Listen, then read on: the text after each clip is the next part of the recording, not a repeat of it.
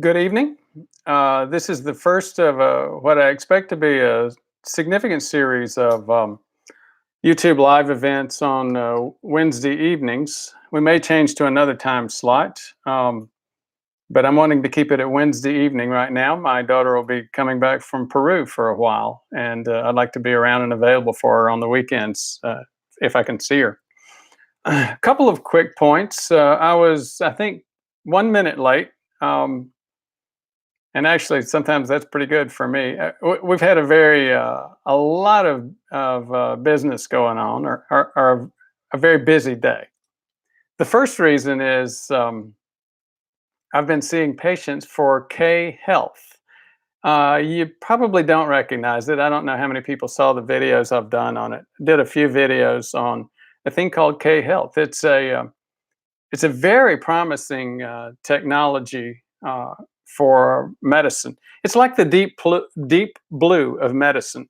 When I say that, you may say, "What does that mean?" Well, think back to the '90s. Gary Kasparov was the reigning champion in chess at that point, and IBM Deep Blue challenged him, and he took the challenge. The first year, he won. He lost one game, but he won the whole match. The second year, he was beaten, and he's given uh, a lot of talks about the experience since then. His point was, it is uh, man has to hand over the reins for chess championship permanently now to artificial intelligence. Now, what does that got to do with medicine? Well, here's the thing. If you look at diagnosis, medical diagnosis is a very tricky item. Um, the more experience, the more you've seen patients, the better off you are. Also, one of the things that one of the characteristics is never trusting your judgment, and think about other things and keep acting nervous and keep going back and thinking, what could I be missing? Those docs actually do a much better job usually. Um, Here's the statistics. On a very good study, it basically put a few cases in front of docs, and the quote easy cases, they got about 60% right the first time. On the hard cases, they got 90% right. I mean, no, excuse me, 10% right, 90% wrong.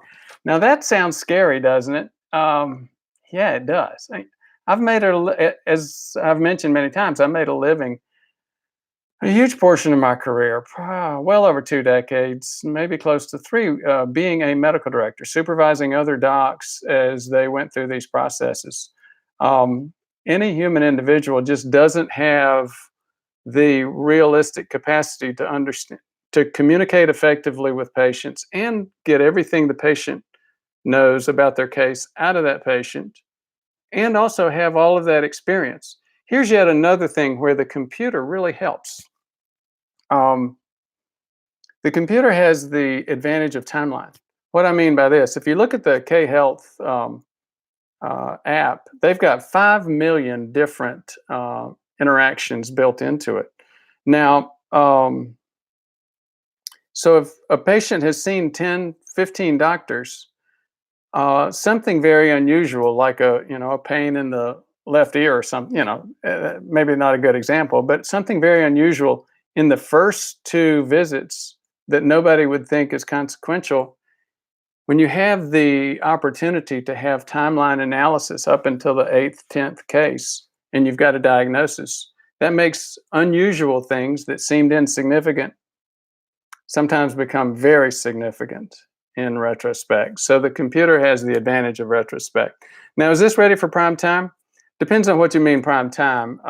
I'm helping them get set up because of my experience and background in managing docs and my experience in managing telemedicine programs.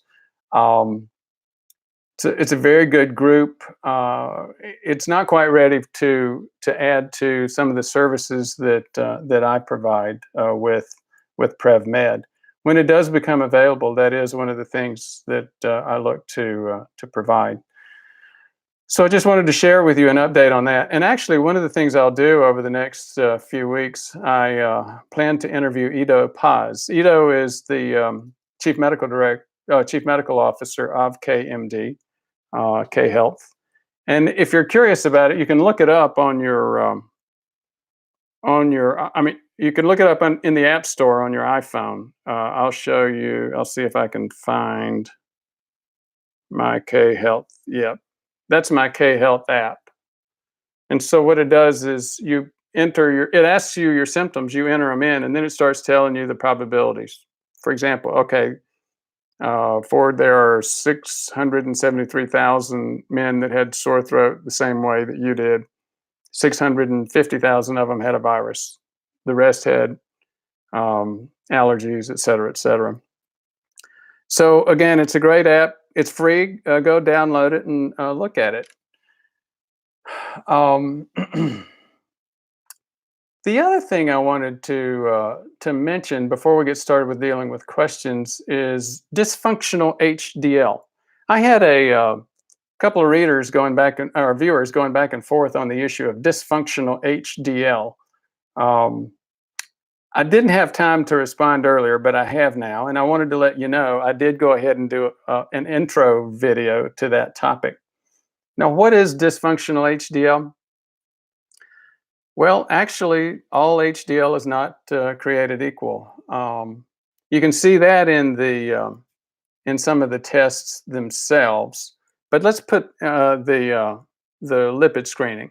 But let's put that aside. Whether it's the big fluffy HDL, the bigger HDLs, or the smaller ones. Let's put that issue aside and let's talk about the key issue. Two key issues. One is a mystery regarding treatment, and the other is a genetic issue. Regarding treatment, I'm not the first one to notice that HDL appears to be far more important than LDL in terms of preventing heart attack and stroke. A lot of people have seen that, and it's actually led to experiments where they took apheresed HDL, meaning HDL that had pulled out of folks and filtered it out of the blood, and put it into an IV, put it into somebody's veins. Still do not get significant function out of that. They've tried that multiple different ways. Now, do they know why that's not working? No, they don't. It's still a mystery, but there's a lot of interesting work going on in that area. The other point that I wanted to mention, and I'll just cover that real quick, and then we'll get into some questions, has to do with genetics. Now, you remember what HDL is. High density lipoprotein. Lipo means fats or oils, so cholesterol,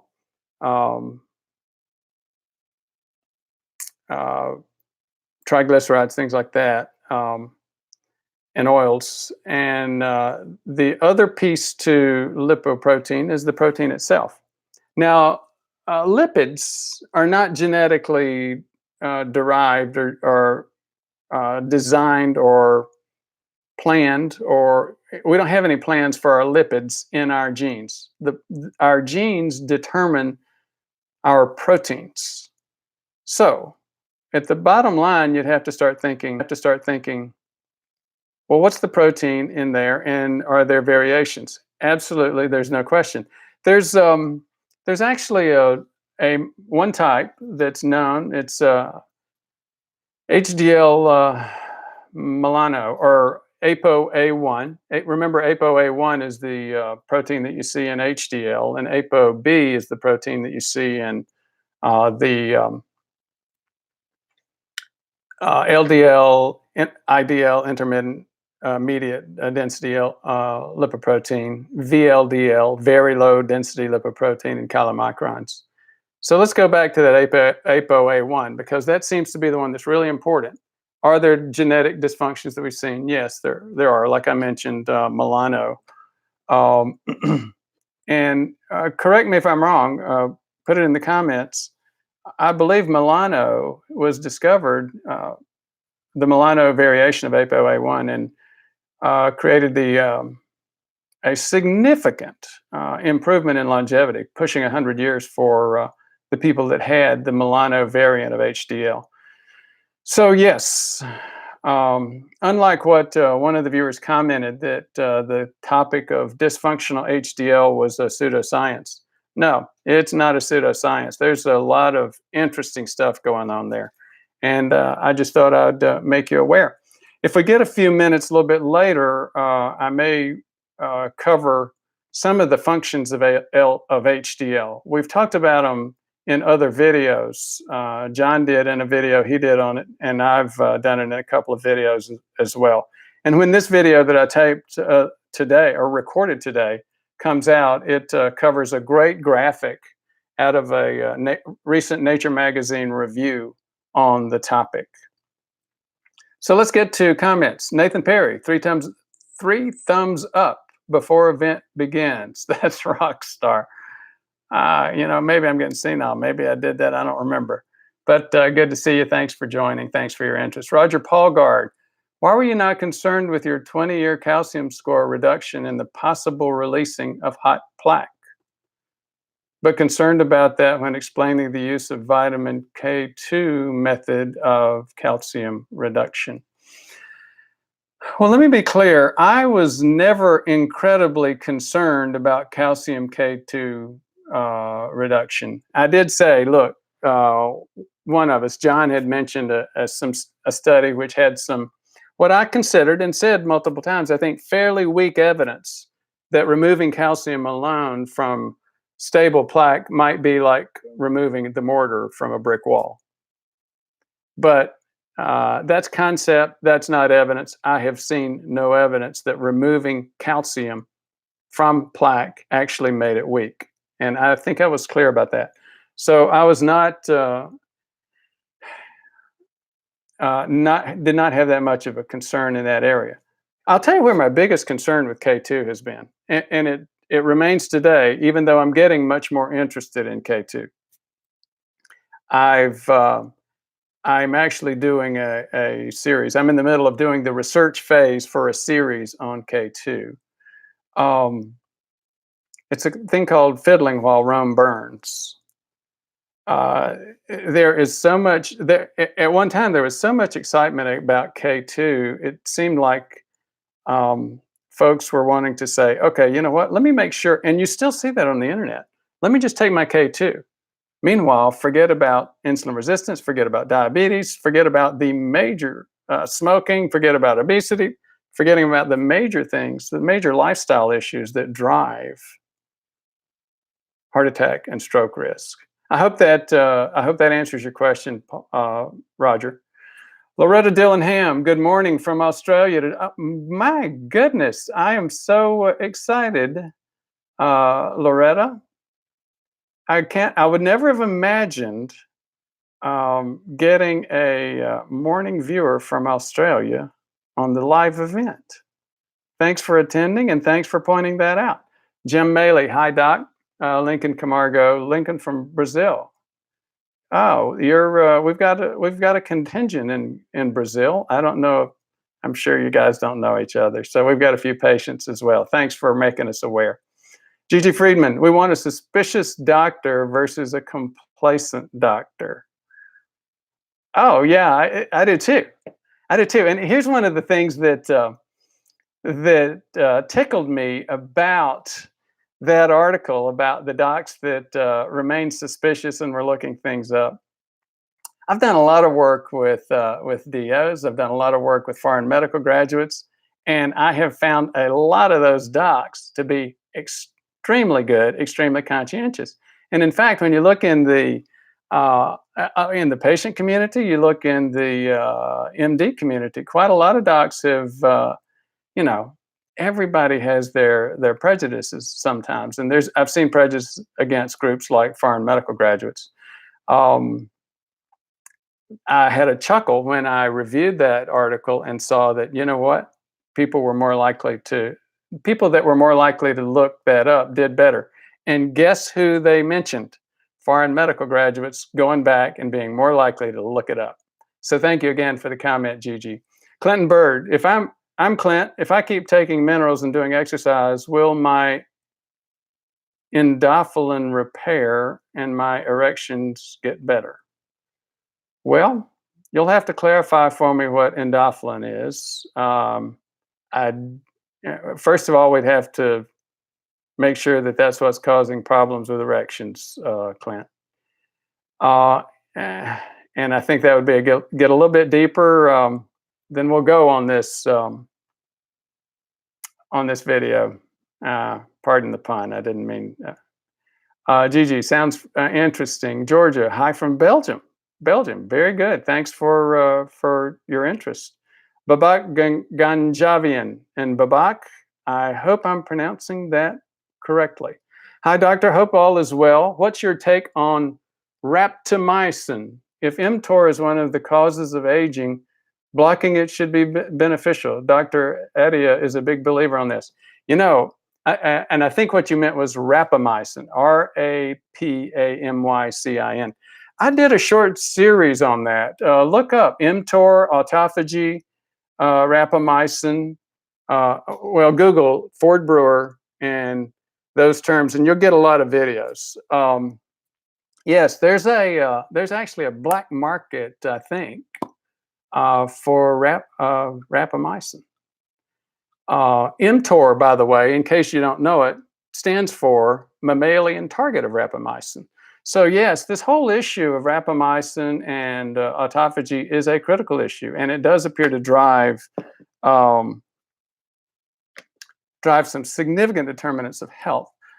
I would say, though, be careful. I am trying to remember right now. I got a little bit curious when I was reading about that, and sure enough, I think the major that rapamycin is used, and again, please correct me if I'm wrong, I think the major use had to do with cancer treatment. In other words, I think there were some very significant side effects that you really need to be careful of and think about before you start trying to go get some black market rapamycin. Joe Burak, thank you for doing the live chat. You're very welcome. I've had a few people say they don't like the live chat.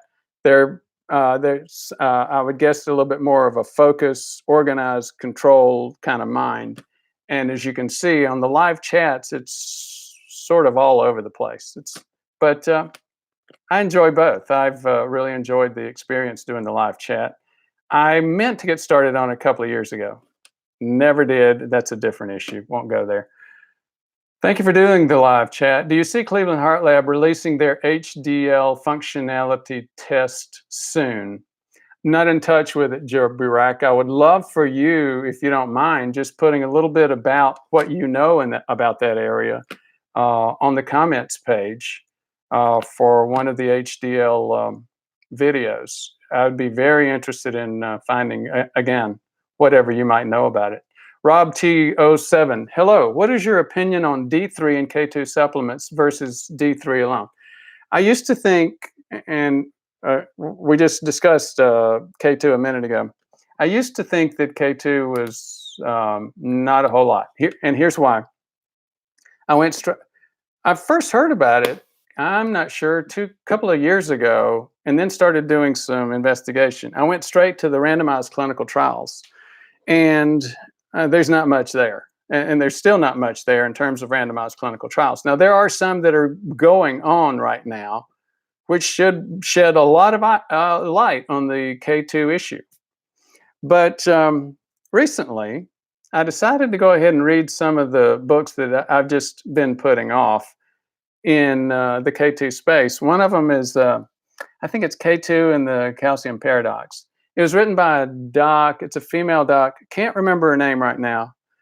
But I knew that she'd gotten a lot of criticism for maybe getting out in front of her skis, meaning presenting a lot of stuff as if it were fact before it really should have been presented as fact. And I just read that a week ago. It was an interesting book, and now I see why there's been so much interest and excitement about K2. But I would still say, yeah, even the stuff, I don't know how many years ago she wrote it, but even now, a lot of that stuff is still way too early for prime time, way too early to feel like, yes, this is true fact. However, as I said, there's a lot of interesting rationale. There's also a lot of science in related areas. And I'll give you an example, a thing called osteocalcin. Osteocalcin is an enzyme that's involved in K2 impacts the um, basically whether it's deoxidized or not. In other words, activated. And here's the thing, there's a lot of evidence, it's pretty well known at this point and accepted that this process of laying down more calcium or taking up more calcium is also very much related to glucose metabolism. That's something that I did not know until reading this book and checking out the science in that area. So again, very interesting question about K2. I will tell you what happened, at least personally. After reading that book, I decided to go ahead and get some K2. I've got natto powder that I'm taking, and I've gotten some K2 supplementation that I take now as well. So um, way too early for prime time to say, yes, the evidence is there, but there's a lot of interesting stuff about that issue that's out there. Okay, let's go back. Richard Lund, happy to work on all factors, including insulin resistance and minoquinone. Both paternal grandparents died from atherosclerosis in their mid-60s. Very good. Thanks for sharing that. Clinton Bird blood. Not sure what that means. D. Crispin, 1. The discoveries about the issues in Ansel Keys' research worries in that it adds a shadow of doubt about all other research, especially when privately funded. Your thoughts? Well, you know, that's not the first time that happened. There was, in this same space of prevention, just a year or two ago, I didn't go too deep into that. I just haven't taken the time to do it yet. But just a year or two ago, there was some scandal about the either Coke or Pepsi and their role in compensating quote experts that were involved in this whole thing about maybe even just covering up the blood sugar, the dietary sugar issue. The my thoughts are, yeah, it's a scary world. Um, Further thoughts. I mean, when you say casts a shadow on all research, well, that's sort of like saying, you know what, we had Enron, so now we're never going to be involved with any financial institution. I'm going to bury my money in my backyard. Um, that's all I can trust. You know, the reality is you can't trust your backyard either. And pardon me if this sounds like a wild analogy, but humans are human beings. They're any human.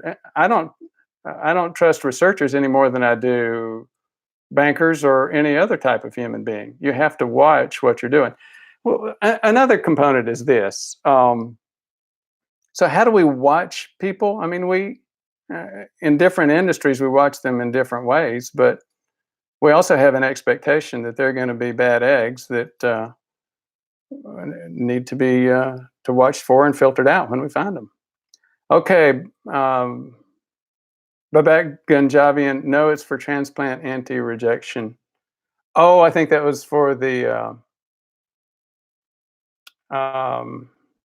rapamycin issue. That very well may be. I'm not close enough to it yet anymore. That was a few months ago, and there's only so much stuff I can hold in my immediate memory brain. Thanks for sharing it. Again, I will tell you this. From my perspective, I have made no effort to go out and find rapamycin to start taking it. You know, and I have to say, that sort of gets like, I'm so busy doing my own work, but also I just spent 7 days over the past week doing fasting. That is a natural way of stimulating autophagy and improving a whole MTOR and a whole bunch of other biomarkers. So if you're not doing that kind of stuff, why would you ignore doing that and then go out and try to find rapamycin? Craig Larson, thanks for your great help. What's the difference between the carotid ultrasound and the CIMT scan? It's a great question. Let me just repeat that. Maybe I said it too quickly, because this is a key issue. I have patients, now that we're in much more of a patient directed care mode. Gosh, a few months ago, we had like 3 or 4 patients come to us and they said, yeah, I've got my CIMT. And no, they didn't. They had a carotid ultrasound. And they swore up and down that the radiologist and the hospital told them, yeah, this is a CIMT. Sometimes even the radiologists usually know, but sometimes even they don't. Carotid intima media thickness test is not readily available throughout the country. Carotid ultrasound is. Here is the difference. It's a piece of software that analyzes the thickness of the plaque. It's the same ultrasound technology, which is the same technology they do for an echo of the heart, or the same one that a submarine uses, pinging to find structures and differences. The carotid ultrasound, and there's 300 to 1,000 of those for each one place that adds the CIMT to the activity. The carotid ultrasound basically is only positive if it impacts the flow of blood. Well, you know, from seeing pictures on my videos of plaque, you have to get like at least 30, usually 50% occlusion or more, occlusion of the lumen of that artery before you start impacting the flow. Well, you don't have to have that much plaque for the plaque to get attacked by your immune system, liquefy, form hot plaque, leach back out into the bloodstream, form a clot, and cause a heart attack. Plenty of people have heart attacks with much less atherosclerosis, much less plaque. Plenty of people have strokes with far less than 30%, let alone 50% occlusion of their carotid arteries. So again, that's the key difference. It's having that software, and what that software does, and what the technician will need to do is find a flat place in the common carotid artery where you can get 1 centimeter of good flat coverage, and then the software actually takes 600 cuts in that 1 centimeter space and measures the distance of the intima media area. The distance of the intima and media space in that carotid artery, and because we know that's where plaque is laid down. Okay.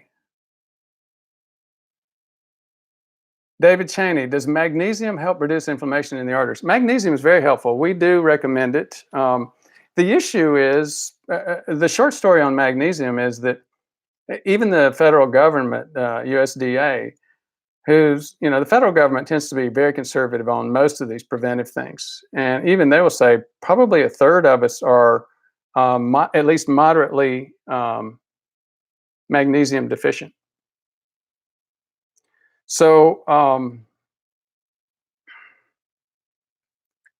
that's a significant issue. It has to do with our agricultural activities as well as the way we cook. So I do supplement with magnesium, and I recommend that others do as well. Peter Liness. Peter, it's great to hear from you. Why are high blood glucose levels so damaging? That is a great question. It's the complete answer to that is maybe a Nobel Prize kind of thing. Here's what we do know, though.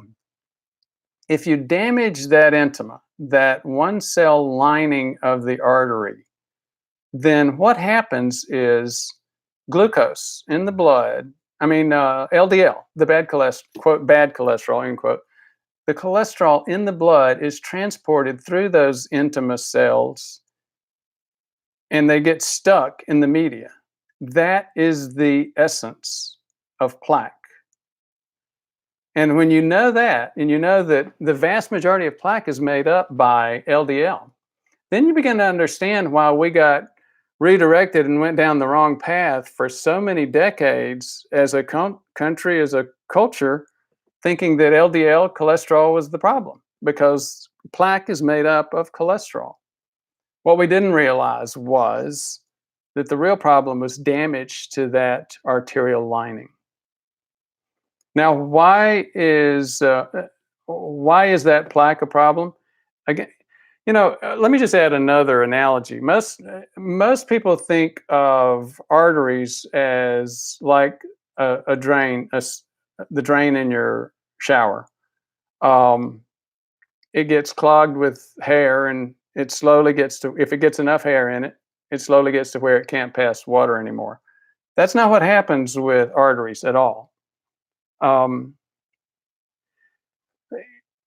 And I'll just mention, before I get into this explanation, you can start thinking about the fact that I've got 4 videos. All the big medical journals like JAMA, New England Journal, have all made the point that stents don't prevent a heart attack. You can't predict where a heart attack is going to come from. You would be able to if that mechanism was what caused the heart attack. But that's not the mechanism. It's not a slow clogging of the inside or the lumen. It's where you get plaque that forms in the walls. That plaque, your immune system recognizes that and says that plaque needs to be out of here. The immune system only has a few ways of dealing with stuff like that. The most common one is sending antibodies and sending white cells. Those white cells then start releasing enzymes. Those enzymes do their job. They begin to digest that LDL into a liquid form. So everything's good up to that point. However, here's where the problem happens. If that liquid LDL breaks back through that single one cell liner, that intima, it can cause a clot. If the clot's big enough and it goes to the heart, causes a heart attack. If the clot's big enough and goes to the brain, obviously it causes a clot. If it's microscopic, it can go on. This process can go on for decades, where you're seeding your body with these microscopic emboli or tiny little clots. And guess what happens after decades of that? You get heart failure, you get dementia, you get some of the other things that we talk about with heart attack and stroke prevention. So I hope that starts to give you some perspective on why high blood glucose levels are so damaging. Now, one other point to get back to the beginning of this, we do know that glucose binds what we call covalently. For those of you who know a little bit of chemistry, glucose binds covalently to proteins, and there is some denaturing effect there. What does that mean? It's sort of like cooking an egg. Once you cook an egg, it's not going to function like a raw egg anymore. Now, if you say, "Well, I've never heard of that," you probably have, just never connected the dots. Have you ever heard of hemoglobin A1C? Yes, that's the thing we look for and try to estimate what your blood sugar has been over the past 6 weeks to 2 months. Well, we know what hemoglobin is. The A1C means it's been covalently bound to glucose. Why 6 weeks? Why does it show you over 6 weeks period? Because your typical red blood cell population averages about 6 weeks in terms of its lifespan. So once that glycation process happens, where the glucose binds to that protein, you're not going to get it back. And again, if it created dysfunction for that protein, it creates dysfunction. It's done because it's covalent. Now, one final statement in that area. I used to have a professor back when I went to med school, and I didn't know nearly as much about glucose and insulin resistance as I do now. And in fact, the research has gone so much, none of us did. But that diabetologist used to carry around a piece of plastic about this big, and he'd take it out of his pocket and he would say, for those of us that are diabetic, the higher our glucose is, the more this is happening to our muscles. Our muscles and our body tissues are getting turned into dead plastic tissue. And people would just sort of look at him and he would say, no, you really don't understand how literal I am being. And he was talking about this glycation process. So I've gone a good bit. It was a great question, Peter, and I've gone a good bit on it. I hope it helped. Gosh, the thing just adjusted. Okay, John Lamprinos, do we want lower motor? I think you're saying MTOR. And does intense resistance training increase motor? And I think you're saying mTOR. Um, intense resistance training tends to lower glucose on a regular basis. Muscles, functioning active muscles are similar to taking insulin, endogenous insulin, because a separate channel opens in the cell wall. Now, does resistance training have an impact on autophagy? I think is what you're probably asking. I think that's really, yes, in that it increases the need for remodeling. But whether or not you use autophagy to create the energy to do that, I think is more driven by your energy availability. There's some other things as well, but again, if I were focusing on autophagy, I would focus more on energy intake, fasting things, and the types of macronutrients, more on the dietary side. Yes, and John, you corrected yourself, mTOR. That's what you meant. Okay, Clinton Bird. Will I get a better blood? I didn't know that was a tongue twister. Will I get a better blood flow if I increase my nitric oxide, take minerals? Yes, if you increase your nitric oxide, but I'm not aware of any evidence suggesting that taking mineral supplementation is going to go there, is going to create that for you. G.G. Friedman, I think he means the endothelium. Not sure which one you're talking about, but yeah, I think that may have been what somebody was talking about. Rob Edwards, hi from Australia. Is that Ayers Rock in your? No, that's a lion in your picture. Hi from Australia. I started taking vitamin K2 MK7. That's minoquinone 7, I think is what that actually means. MK7, that's what it's the popular term. And stopped taking Lipitor. I am diabetic and just wondered, should I have stopped the statin or kept taking it for a while? Thank you. I've got a couple of videos that are paired. It's a mini series on stopping statins. Stopping statins is dangerous. And a lot of people push back and they say, well, I don't want to take my statin. I understand. Actually, I think I did 4 videos on it because there's a lot of research out there. Here's the problem with it. And people will continue to challenge me and say, are you absolutely sure that I should not have stopped my statin? There's several components to that question. The first one is, why were you put on the statin? If you were put on the statin because you had an LDL of 110 and yet you have no plaque, then you're not going to, then yeah, I would stop the statin too. Another question about that stopping statins issue has to do with the type of statin you're on.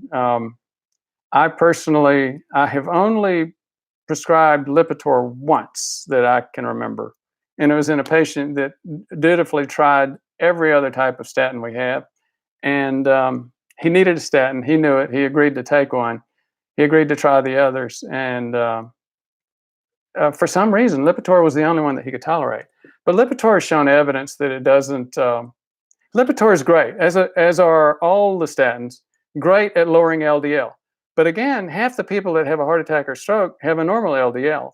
LDL is not it's not as big a driver of this issue as most people think, including most docs.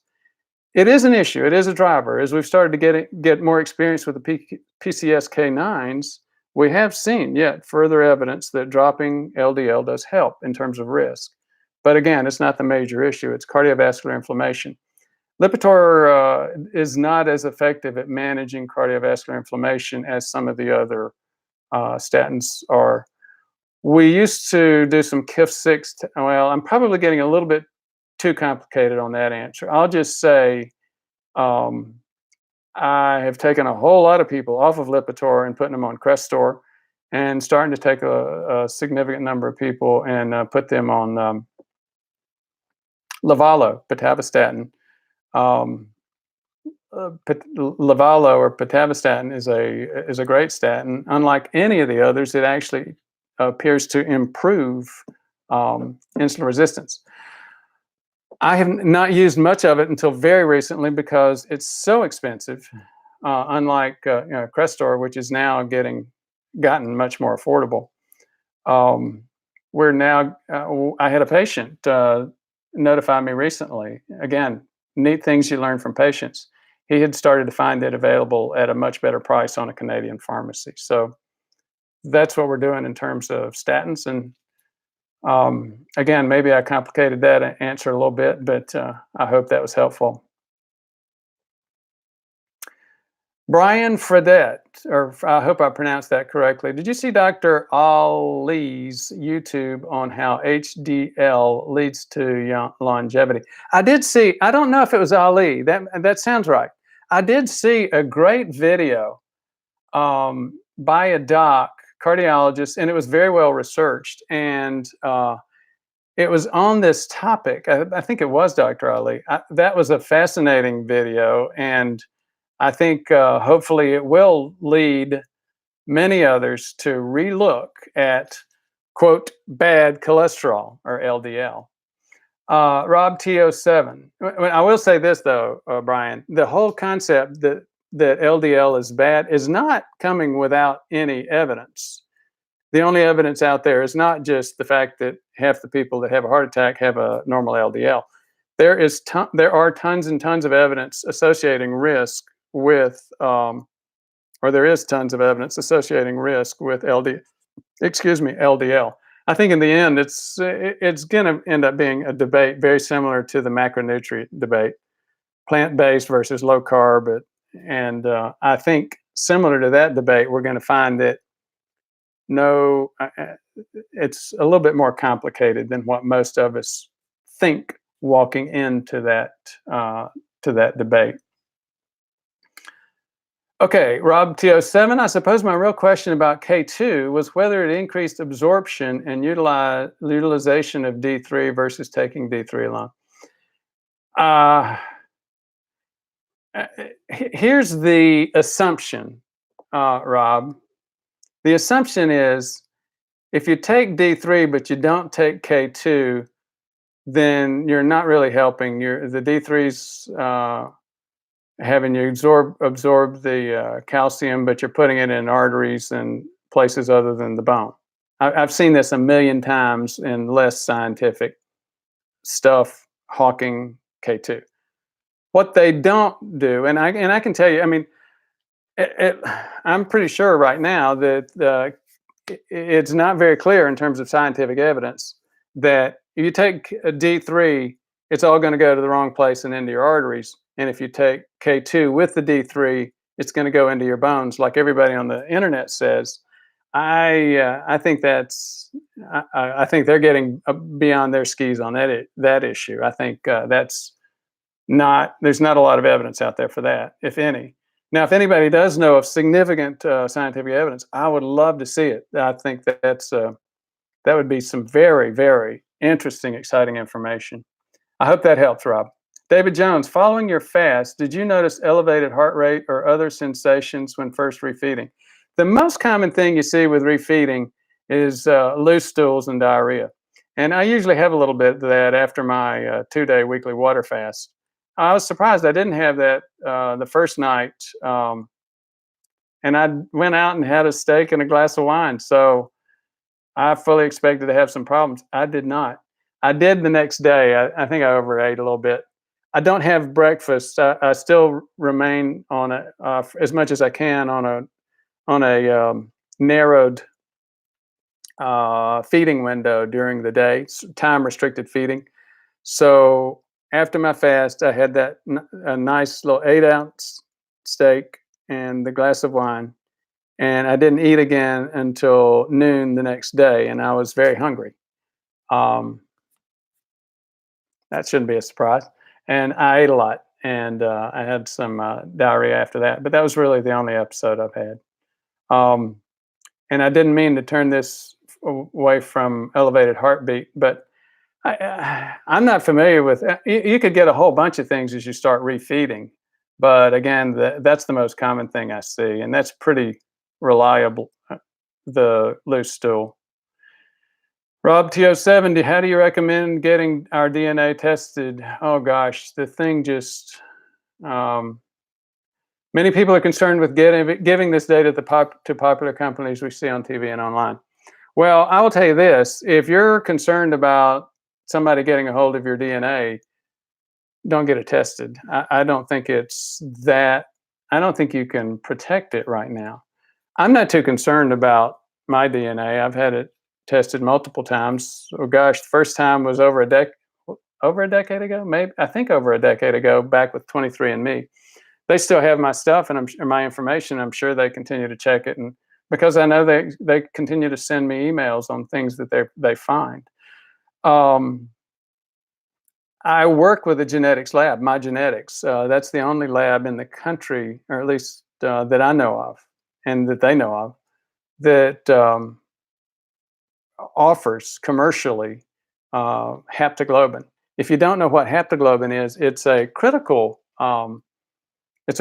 genetic variation for, especially for diabetics and heart disease. I won't get into that, but my point is, I'll get back to the same point. If you're worried about people getting a hold of your genetic information, don't get it tested. I don't really know the details. My wife talked about it, and I thought it was curious, but I just never took the time to investigate it. I know there was a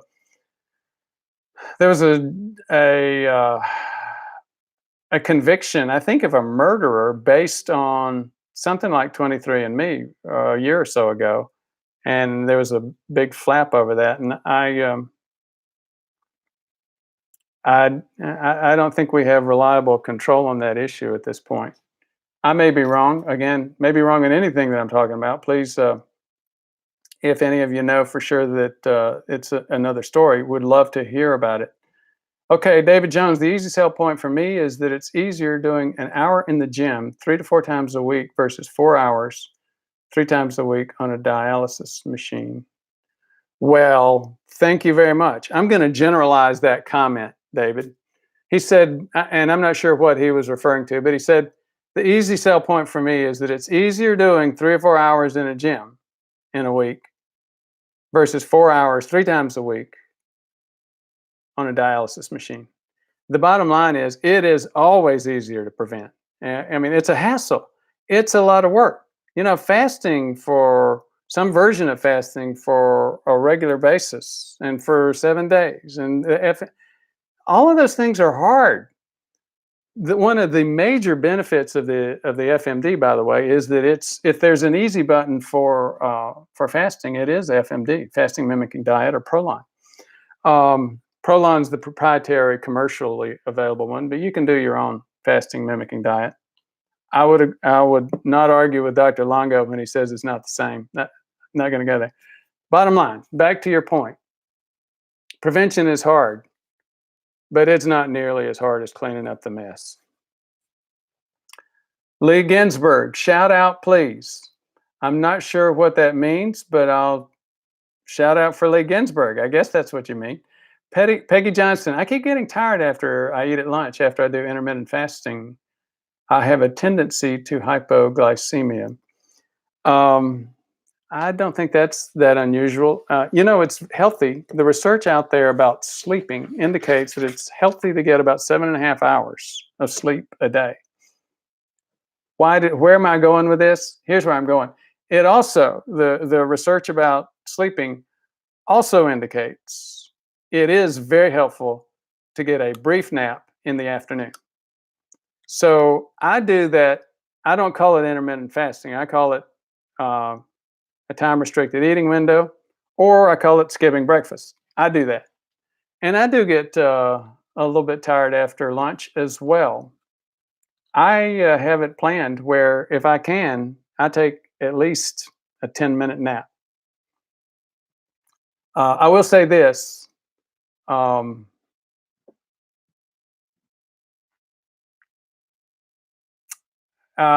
me skip that. I'll move on. HH, His Holiness, I love the good work you are doing. Thank you very much. I appreciate that Acknowledgement. Lucian P. Pitavastatin. Yes, Pitavastatin. Lavalo. Mr. Joey Bombots. Hello. Hello, Joey. Good to see you here. Rusty Shackelford. Hey, brother. How are you, Rusty? Steve Mitchum. My LDL is in the 260s, but a scan of my heart showed no plaque. Should I worry about my LDL?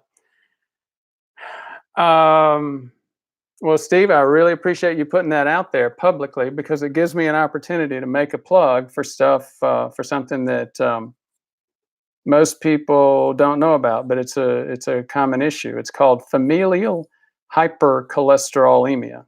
Anytime someone's LDL gets above 180, you really should start thinking about the possibility of familial hypercholesterolemia.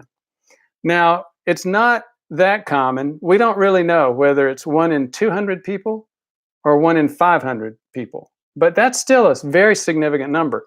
And it's just like this thing with insulin resistance. It's pretty clear that 90% have no clue.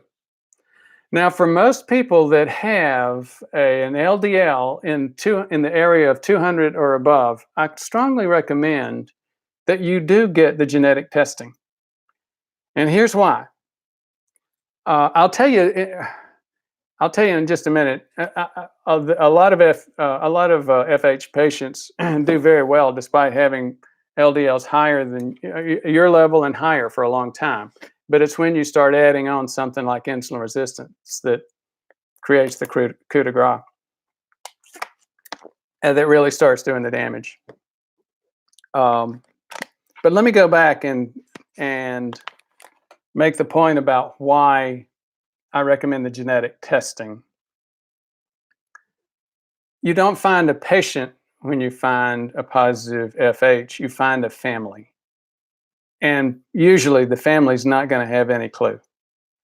And if your family has the FH gene running around in it, then a lot of your family members have much higher risk than they know that they have.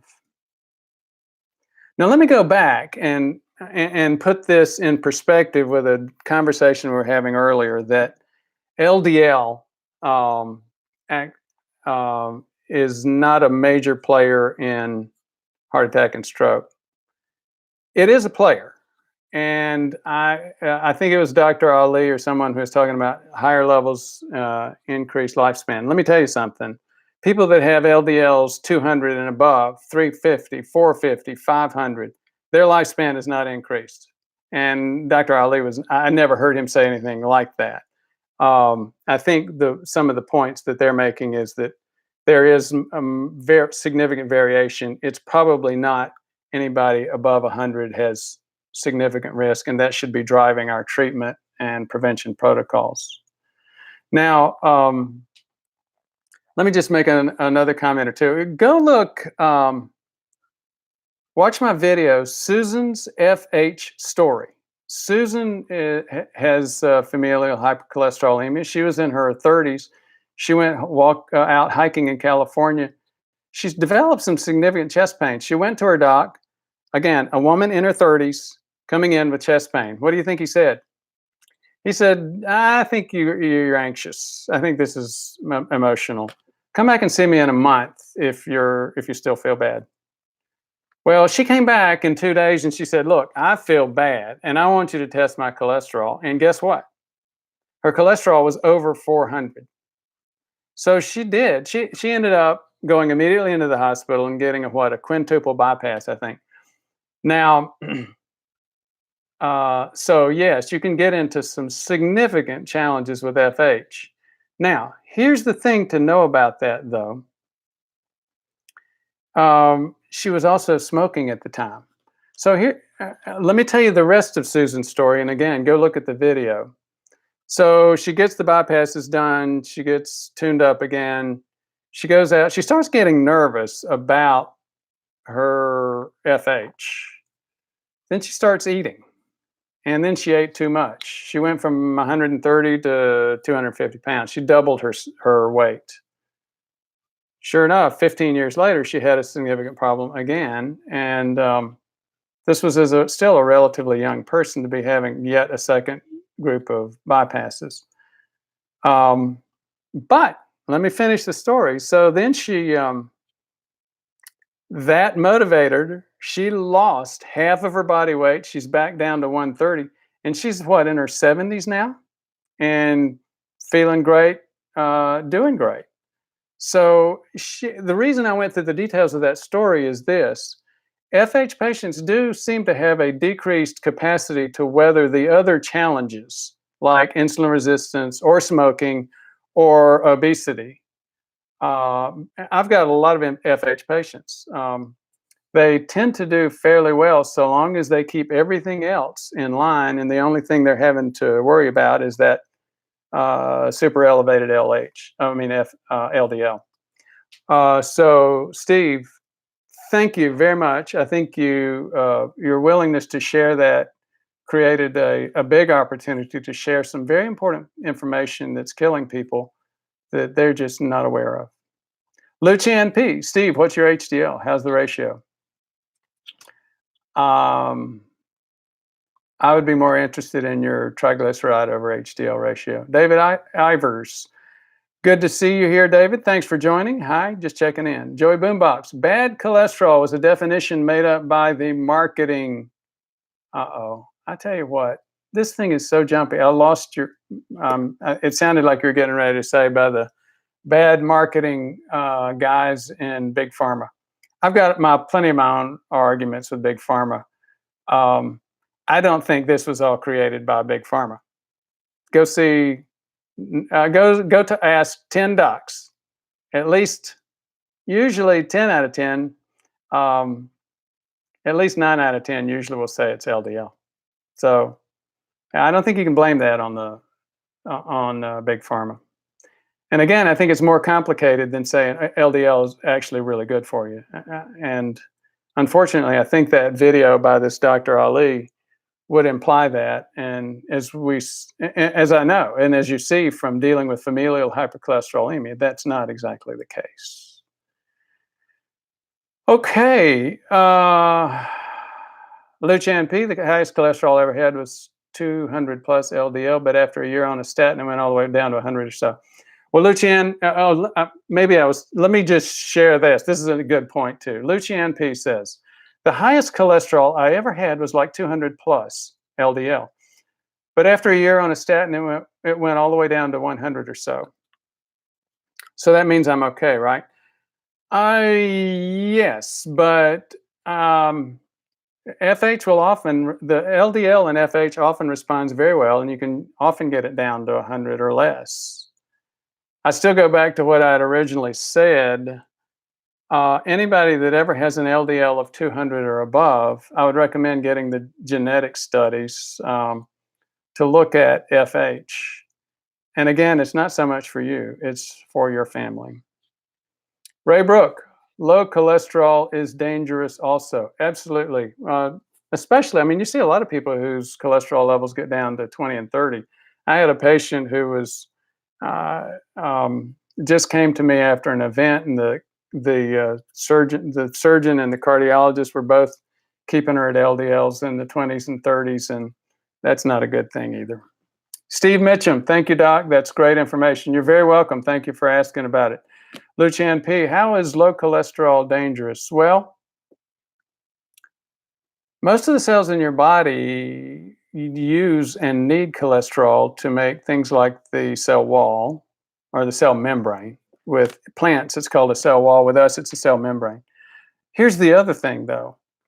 If you go back to high school chemistry, I think in high school chemistry you see that, surely in college, and surely in organic, you see that little chicken wire molecule. That's cholesterol.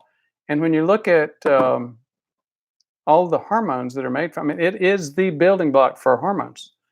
And hormones are critical to life and health. Ray Brook, brain needs cholesterol. Thank you, Ray. I was about to leave that out. Lucian P., I keep mine as low as possible. Lowest I've ever had was around 100. The body generates cholesterol from saturated fat. Ray Brook, cell membrane. Ray Brook uses cholesterol. Yes, we did mention that. Steve Mitchum, everyone, please spread the word about this channel. There are quite a few chiropractors on YouTube giving medical advice, referring to themselves as doctor. Uh, Thank you, Steve. I do appreciate that. You know, a lot of people gave me grief, given my background, when I said I'm going to go do some YouTube stuff because exactly that issue. YouTube is so full of folks that are talking about stuff that they really don't have the expertise to talk about. And that was my goal. My goal is to go ahead and get some good information out there on YouTube and to make it free so we can start.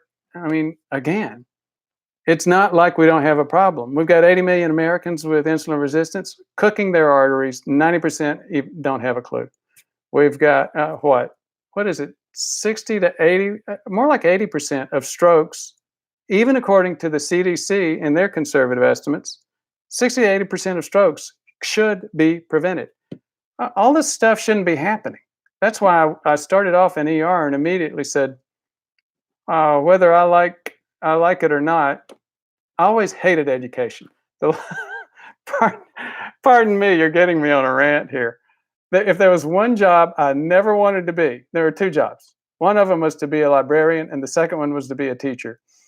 Now, as I sound like a nut, and I know I've got my issues too, but I didn't want to be a teacher because I felt strongly that you don't teach people, people learn, and you can't make people learn. And although that's true, some of these, I mean, it's not true to say that you don't teach people. I mean, I'm waxing on about. Thank you for putting up with that, and thank you for your comments, Steve.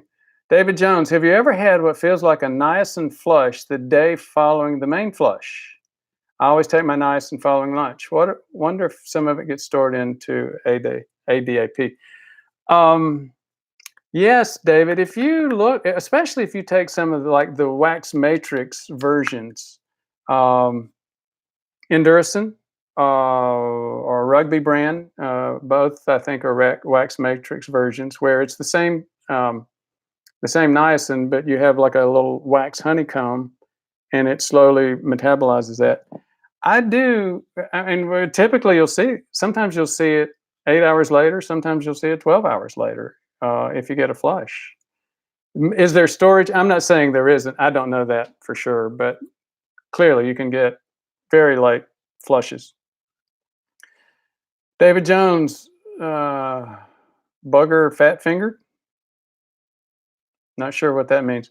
Ray Brook, many vegan sites on YouTube. Ray Brook, but fish is healthy. Ray Brook, but small fish low on mercury. That's true. So it's been an hour. We've had some great participation. I really appreciate your interest. Unless we see a significant pop over the next few minutes with a lot more questions, I'm gonna just say one other thing and wrap up. The other thing I was going to say had a little bit to do back with the original topic of HDL.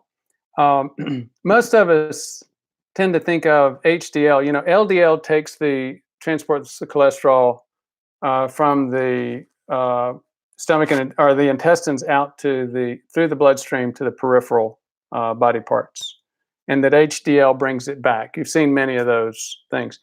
It's a lot more complicated than that. It always is. HDL has several functions. One of its most important functions, and a few people are aware of this, but not many, it actually is very much involved in nitric oxide with the intima. And nitric oxide is critical to intima or endothelial function, the lining of that critical lining of the artery wall. HDL also goes into the plaque itself and helps foam cells eject that LDL that they've absorbed and are trying to digest. It also has a major function in terms of the process, usually inside the plaque, of oxidizing LDL. And as many of you know, oxidized LDL or OXLDL, which you see on the lab report often, or many of the lab reports, is the real big problem. So and two other things. There's a couple of it's not participation. What's the word I'm thinking of? Having a senior moment here. Um, it's when LDL gets stuck. Anyway, there are a lot of fairly unique and complicated functions that HDL has. It's not just transporting a reverse transportation of the cholesterol back to the liver so the liver can burn it. We have had a few more comments. I'm going to cover those and then say good night. No Trash in Heaven. That's an interesting name. Sure, there's a backstory there. Hello, doctor. My type 1 husband takes atorvastatin. Might it be one of the statins linked to inflammation? Yeah. Again, I don't. I know this, and I'm sure it irritates a lot of people. And for whatever number of people actually listen, I don't use atorvastatin. I don't think it's that good for inflammation. Peggy Johnson, thanks for all your great information. You're very welcome, and thanks for the acknowledgement. Dr. or D. Crispin 1, just got to add, you look 20 years younger without the beard and after you fast. Well, thank you very much. Yeah, the beard does make me look older, and thank you. I'll just leave it at that. Rob TO7, thank you, Doc. Thank you, guys. It's been a wonderful evening. I appreciate the interest. I'm going to sign out.